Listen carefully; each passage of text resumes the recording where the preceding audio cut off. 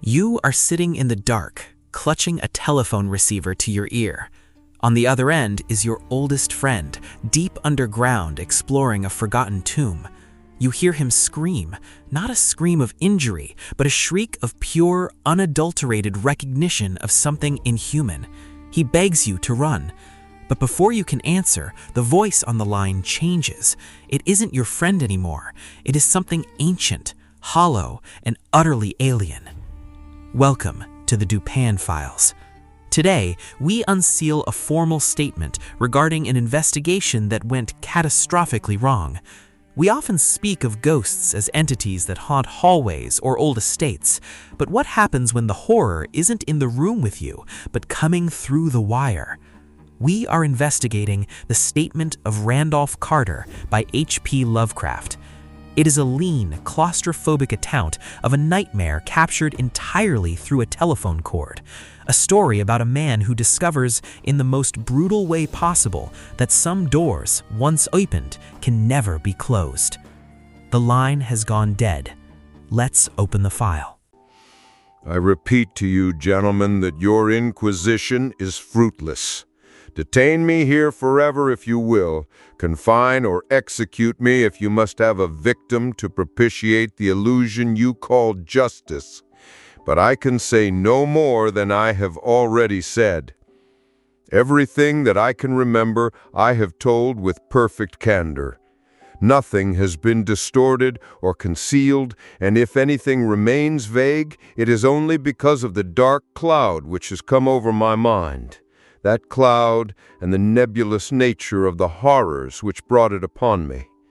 Again I say, I do not know what has happened to Harley Warren, though I think, almost hope, that he's in peaceful oblivion, if there be anywhere so blessed a thing.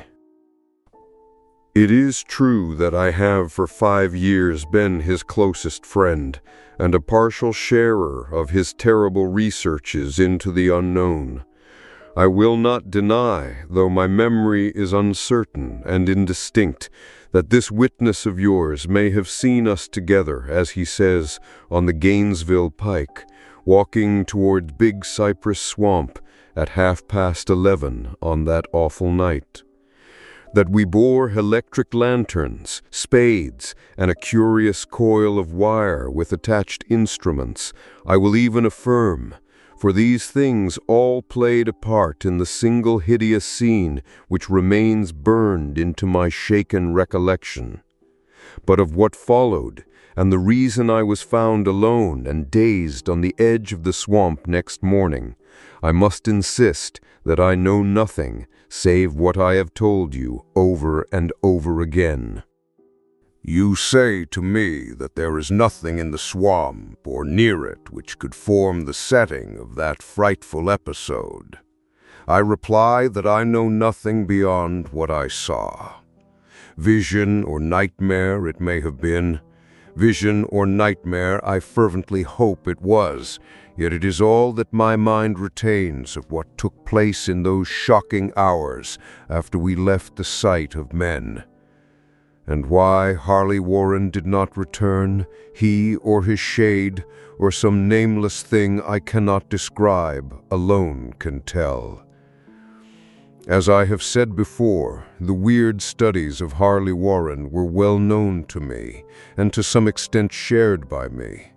Of his vast collection of strange, rare books on forbidden subjects, I have read all that are written in the languages of which I am a master. But these are few as compared with those in languages I cannot understand. Most, I believe, are in Arabic, and the fiend-inspired book which brought on the end, the book he carried in his pocket out of the world, was written in characters whose like I never saw elsewhere. Warren never told me just what was in that book. As to the nature of our studies, must I say again that I no longer retain full comprehension? It seems to me rather merciful that I do not, for they were terrible studies, which I pursued more through reluctant fascination than through actual inclination. Warren always dominated me, and sometimes I feared him. I remember how I shuddered at his facial expression on the night before the awful happening, when he talked so incessantly of his theory why certain corpses never decay, but rest firm and fat in their tombs for 1,000 years. But I do not fear him now, for I suspect that he has known horrors beyond my ken. Now I fear for him. Once more, I say that I have no clear idea of our object on that night. Certainly, it had much to do with something in the book which Warren carried with him, that ancient book in undecipherable characters that had come to him from India a month before. But I swear I do not know what it was that we expected to find.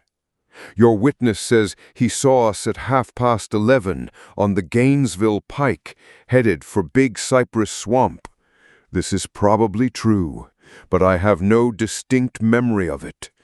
The picture seared into my soul is of one scene only, and the hour must have been long after midnight, for a waning crescent moon was high in the vaporous heavens.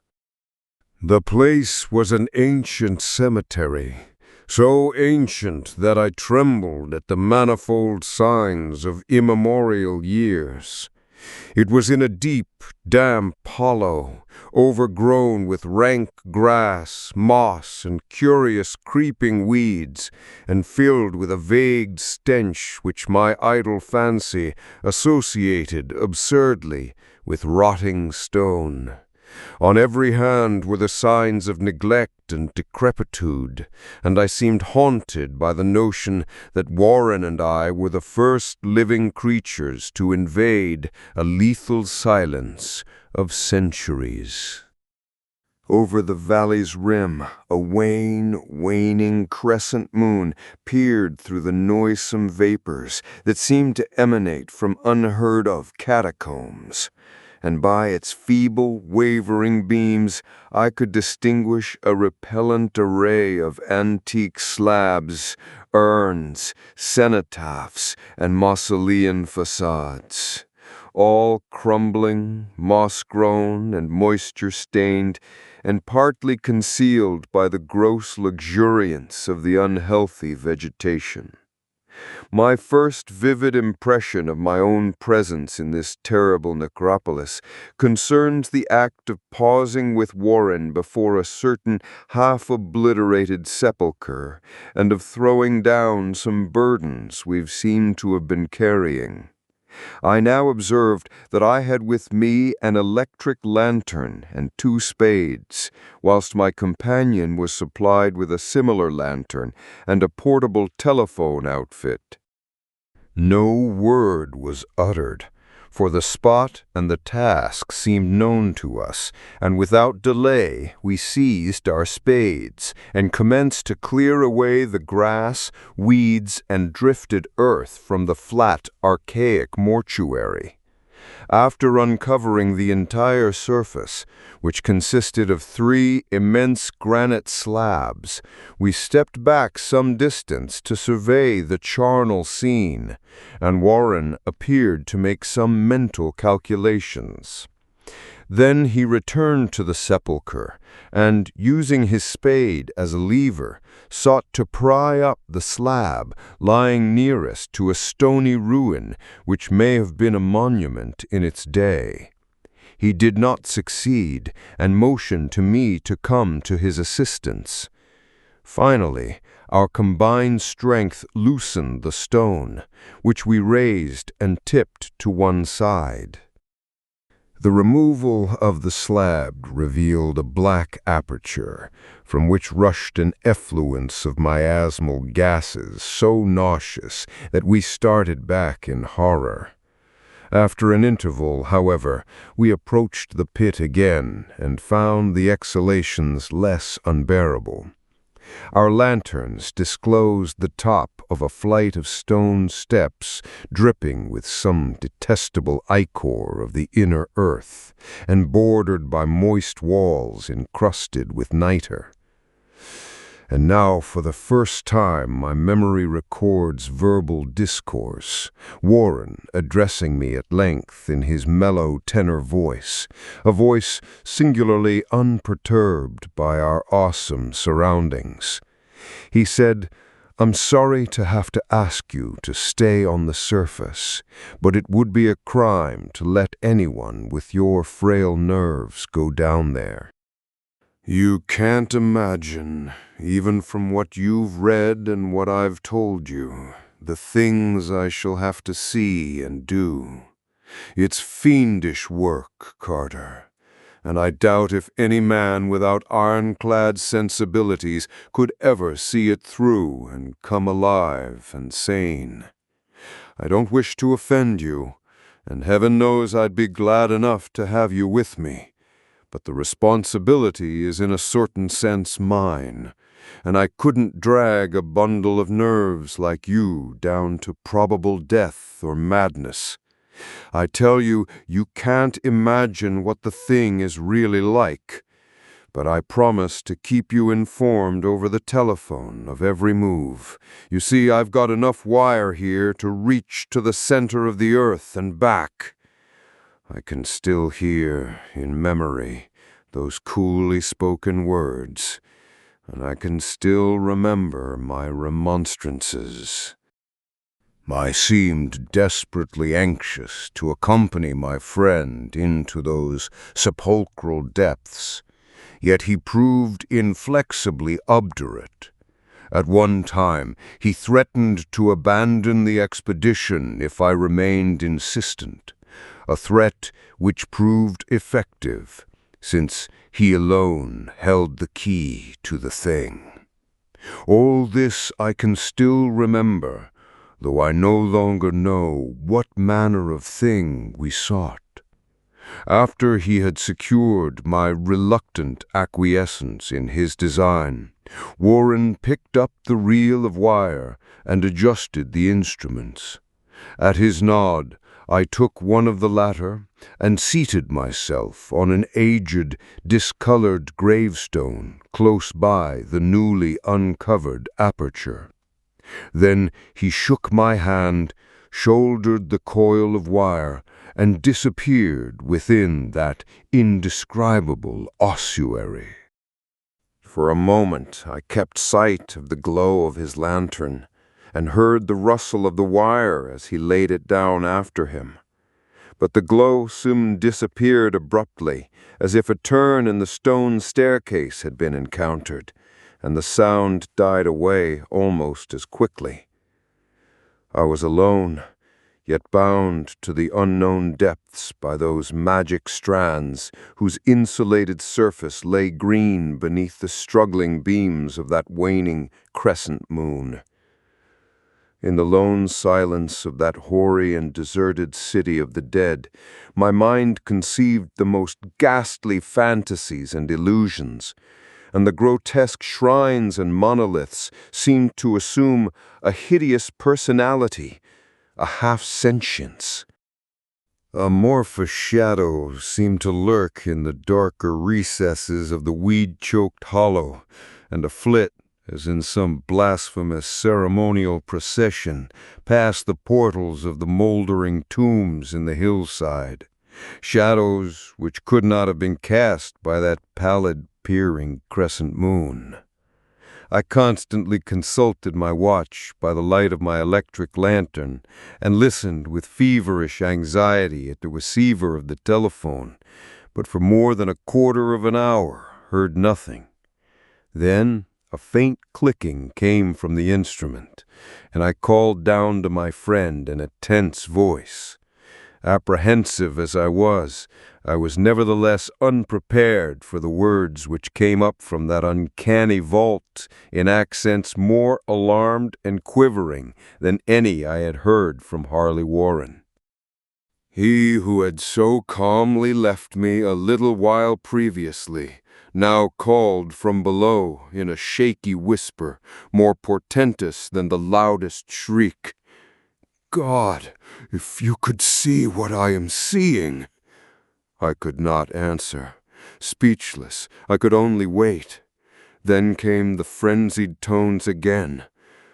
Carter, it's terrible, monstrous, unbelievable. This time my voice did not fail me, and I poured into the transmitter a flood of excited questions. Terrified, I continued to repeat, Warren, what is it? What is it? Once more came the voice of my friend, still hoarse with fear, and now apparently tinged with despair. I can't tell you, Carter. It's too utterly beyond thought. I dare not tell you. No man could know it and live. Great God, I never dreamed of this. Stillness again, save for my now incoherent torrent of shuddering inquiry. Then the voice of Warren, in a pitch of wilder consternation.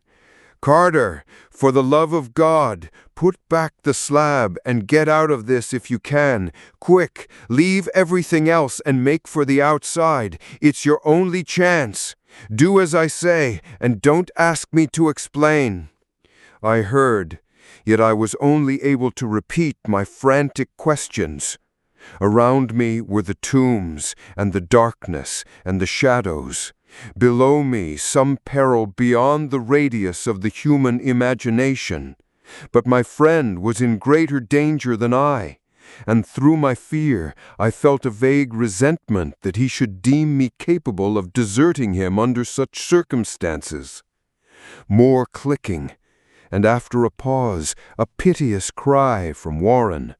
Beat it! For God's sake, put back the slab and beat it, Carter. Something in the boyish slang of my evidently stricken companion unleashed my faculties. I formed and shouted a resolution. Warren, brace up! I'm coming down! But at this offer, the tone of my auditor changed to a scream of utter despair. Don't! You can't understand! It's too late, and my own fault! Put back the slab and run! There's nothing else you or anyone can do now! The tone changed again, this time acquiring a softer quality, as of hopeless resignation. Yet it remained tense, through anxiety for me. Quick, before it's too late! I tried not to heed him, tried to break through the paralysis which held me, and to fulfill my vow to rush down to his aid. But his next whisper found me still held inert in the chains of stark horror. Carter, hurry! It's no use. You must go. Better one than two. The slab. A pause. More clicking, and then the faint voice of Warren. Nearly over now. Don't make it harder. Cover up those damned steps and run for your life. You're losing time. So long, Carter. Won't see you again. Here, Warren's whisper swelled into a cry that gradually rose to a shriek fraught with all the horror of the ages.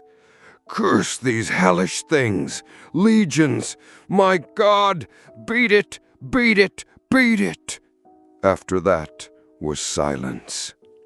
I know not how many interminable aeons I sat stupefied, whispering, muttering, calling, screaming into that telephone.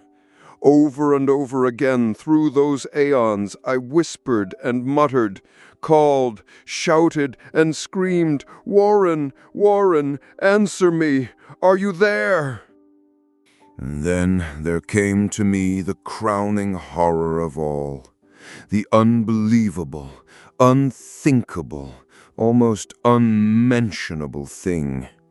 I have said that eons seemed to elapse after Warren shrieked forth his last despairing warning, and that only my own cries now broke the hideous silence. But after a while there was a further clicking in the receiver, and I strained my ears to listen. Again I called down, "Warren, are you there?" And in answer heard the thing which has brought this cloud over my mind. I do not try, gentlemen, to account for that thing, that voice, nor can I venture to describe it in detail, since the first words took away my consciousness and created a mental blank which reaches to the time of my awakening in the hospital. Shall I say that the voice was deep, hollow, gelatinous, remote, unearthly, inhuman, disembodied? What shall I say? It was the end of my experience, and is the end of my story. I heard it and knew no more. Heard it as I sat petrified in that unknown cemetery in the hollow, amidst the crumbling stones and the falling tombs, the rank vegetation and the miasmal vapors. Heard it well up from the innermost depths of that damnable open sepulchre, as I watched amorphous, necrophagous shadows dance beneath an accursed waning moon. And this is what it said: "You fool, Harley Warren is dead."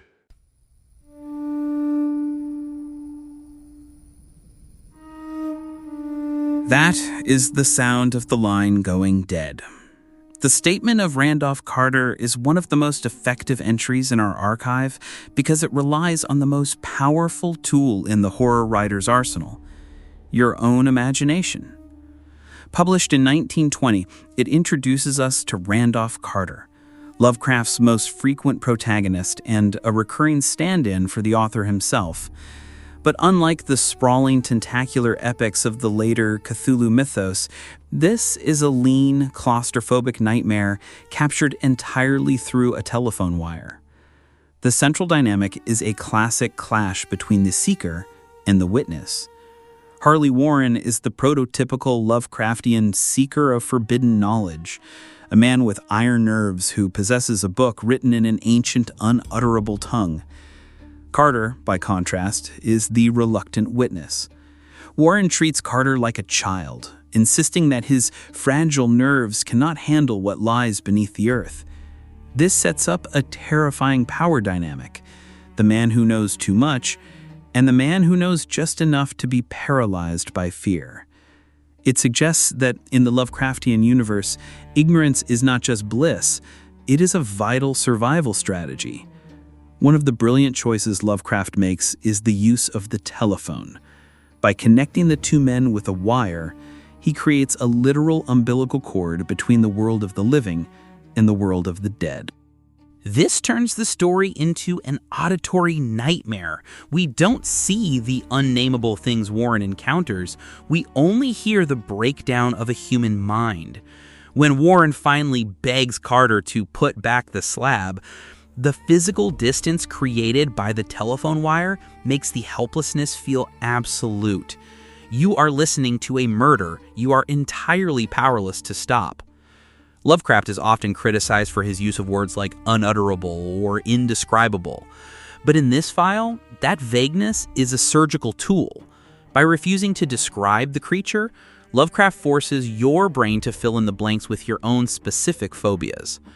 The climax, one of the most famous endings in weird fiction, replaces the human voice of Harley Warren with a deep, hollow, gelatinous tone.